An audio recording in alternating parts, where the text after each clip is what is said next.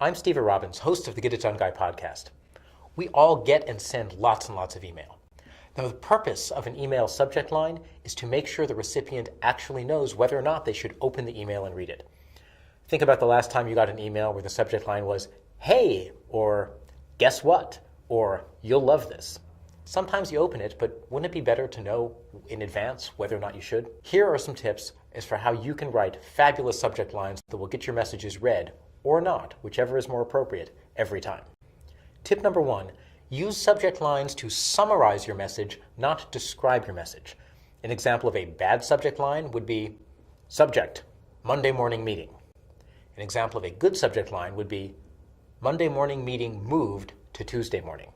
That way, if the person doesn't care because maybe they're not invited or they're going to be out of town Monday, they don't have to open it and read it. Tip number 2, indicate the urgency, the importance, and whether or not a reply is needed directly in the subject line. A bad subject line would be, send me the marketing report. A good subject line would be, I need the marketing report by Tuesday at 5 p.m. If people know the deadline, they can know this message is urgent, reply is needed, let me open it immediately. Tip number 3, do not use a blank subject line. Don't use a blank subject line, don't use a blank subject line. Don't use a blank subject line.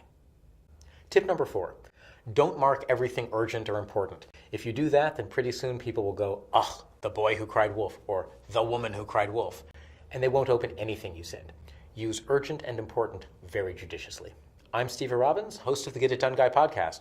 For more great tips on email, productivity, time management, project management, visit quickanddirtytips.com.